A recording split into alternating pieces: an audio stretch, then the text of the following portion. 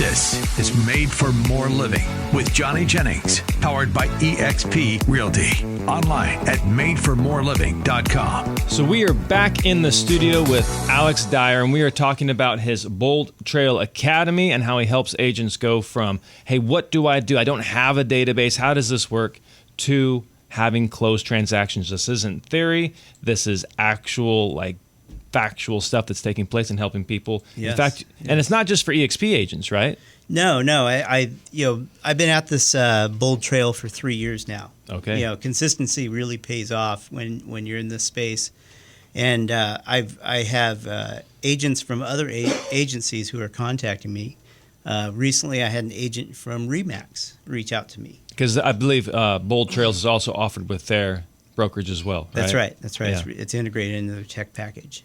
And so, she reached out to me and she's like, I've seen your content. I really like what you're doing. I need some help. Mm-hmm. I need some help. And I said, okay, great. Well, kudos to her for reaching out to you, but also that's impressive that you're putting out such incredible content that she wanted to reach out to the other side. Yeah, sometimes when you do this stuff, Johnny, you sit there and you do it, and like I said, I've been at it for over 3 years now, mm-hmm. and you think, God, am I going to get traction? Where's the traction hit with this? And my wife's been giving me a hard time, and so so traction is finally here, and I have agents that are looking at my content, looking at the messaging and saying, okay, I need to talk to this guy. Mm-hmm. This guy's making sense. And so, I had this agent reach out to me with Remax. And, she'd seen my content. She'd been following me. And so I went in and did an initial evaluation of her KV Core, Bold Trail. And what I mean by this is, so she's a logged in user. She's uploaded data, her database, mm-hmm. and she's kind of using the platform, but she's really not getting any results from it. Okay. And so what I do when an agent hires me to go and do this, the first thing I'll do is I'll go into that database and I'll do a search of their contacts, and I'll see how many complete contacts they have. So what is a complete contact? Well, it's a first name, last name, it's a phone number, it's an email, and it's a property address. It's a real first name, last name, not like bend over or something like that. Exactly. You get that a lot when people register. You get, I'd say 5% are actually. Is it really that low? I thought it would be higher. It's pretty 5%. If you're doing more permission-based stuff like what Alex is saying, but if you're doing bait and switch type of stuff, it's probably higher. Okay. Yeah. So anyway, I went in and did that search. Now, this is a long-time agent. The agent's been in real estate for 30 years, a really solid producing agent, year in, year out. Yep. The agent had 13 completed contacts. Okay. 13. At least there's 13 in there. And I just looked at the agent. I go, you've closed transactions, right? Oh, yeah, I've closed a lot. So here's what I did, Johnny. I went in to MLS, and I did a search of that agent's IDs for sales and purchases going back to 1990. And we're talking about active, closed, expired, all of everything. I came up with almost 900 addresses, 900 transactions that she was related to. Wow. Could have been the buyer's agent, could have been the listing agent, whatever it was, 900. And so I downloaded this from MLS. Then you have to go and match it up with the names. So I had to upload it into another program, match it up with the current owner name, and then we went in and appended it for current email addresses and phone numbers. So how did you do that? How did you get the so the MLS, you shared that. How do you get the names? The name. So when you download from MLS, it just gives you the property address. Yep. You upload it. I use Fidelity's Title Toolbox. Okay. So you upload the database in the Title Toolbox, and it recognizes the property address and the zip code. Okay. And then from the property address and zip code, it marries it to the current county record of that property. So I did that. And then we have another service where you can go and append it with email addresses and phone numbers. Mm-hmm. And then you go and you match that up to the do not call list because we're compliant with all of that, right? So with the tool we like to use is Exact Dial. Okay. We call it skip tracing, right? Like if you have the name and address, Yes. but you don't have the phone or the email, we use Exact Dial. What is it you use when you're trying to get contact info? So I use Title Toolbox through Fidelity, Or use it for everything? and Title Toolbox has the you can append with it. Okay. Yeah. Okay. So anyway, we went through that exercise, uploaded it into her KV Core Bold Trail, Mm-hmm. and then she had to pick up the phone and call these people. Ooh, the phone's heavy at that moment. Boy, that thing is scary. But the amazing thing is she looked at the property, she looked at the name, she's like, "Oh yeah, I remember that one. I remember that one." Yep. Within the first day of calling, and I only think we were there for maybe 90 minutes, 2 hours calling, because when you start using the platform to reach out to your clients, there's certain things that you need to do when you make that phone call, make that text, that email. That way the system uses the AI to remember that you've made that contact, and then it cues you into a task to do later. Okay. And so that's where the system really gains traction and goes back to the 21 days of using it. Yep. So that, the habit's built. yeah, and then the AI is trained, and then it's going to cue you in. She had 4 transactions in the first day. 4. She had 4 appointments set in the first day, and she just looked at me with just complete amazement. She's like, "I don't know why I didn't do this a long time And ago." these didn't cost her anything. Like she's not paying for these leads. These are just people she's already worked with. That's right. That's and right. there's already a relationship there, or at least there was a relationship there at one point. Yeah. I would imagine for them to be like, "Hey, yes, thanks for reaching out." They still want there to be a relationship. Yeah. It goes back to the know, like, and trust. Yep. You know, we're into this really heavy business transaction with our clients to buy and sell a house. Then it closes, and then we as agents, I think it's crazy. Like, I think 70% of us don't maintain an active database, which means we're not following up. We're not developing that relationship. Correct. And really, we're in the relationship business. The end result, Johnny, is that we're buying and selling houses for clients. Mm-hmm. Good point. But really, what we're doing is we're building relationships, and it comes down to that know, like, and trust. And so, in her case, she has now formed that habit, and I gave her a task to go into those 900 contacts and time block so that she spends an hour and 90 minutes a day where she goes into those 900 contacts and she sorts through it. And some of them are she just archives because they're no longer relevant. But shoot, even if 30% are still relevant today, you have 30% of them that still live in the house, still have the same phone number, the same email address.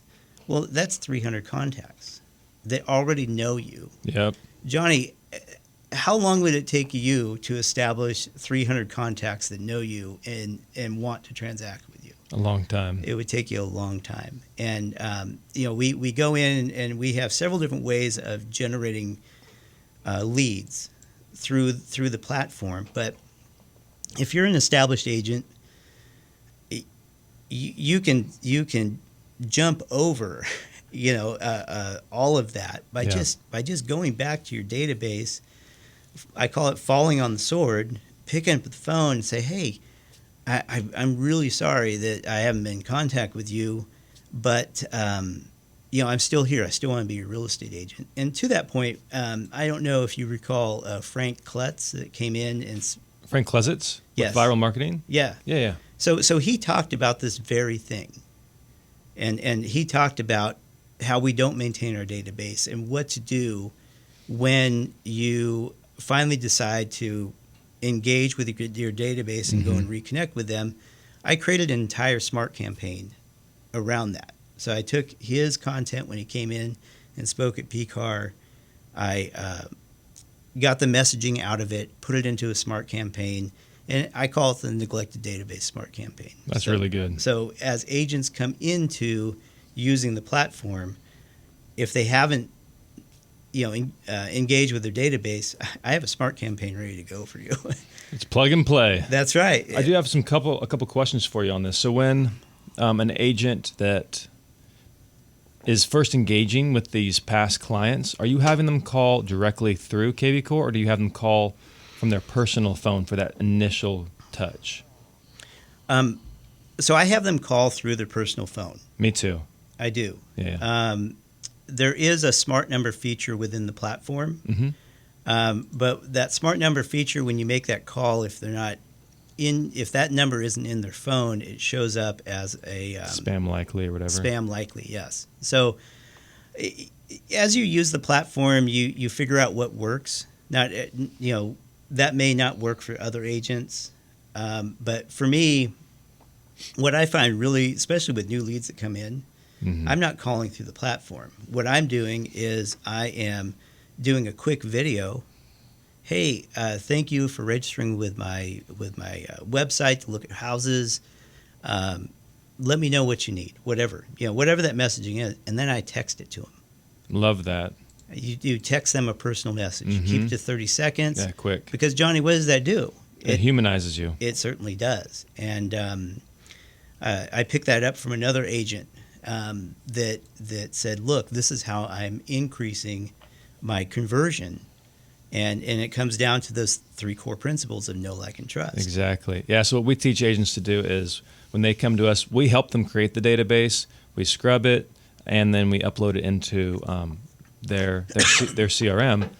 And a lot of agents are like, but they're not going to know my number. They're like, why am I calling them through the CRM? Why am I going to text them? I said, not for the first phone call. For the first phone call, because again, if you've been doing this for a while, these are all people that already know you, that they want to hear from you. We're not just uploading random numbers into a CRM.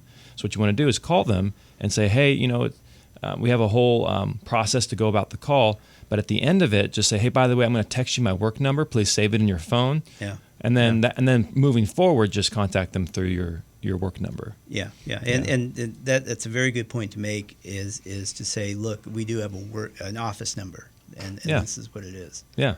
And then the other thing I wanted to share on or touch on, because I just got back from that event that Brent did in Cabo, nearly 1,000 agents, and a lot of them are using similar tactics or similar strategies, but very few. I have yet to run into somebody who bought another agent's book of business.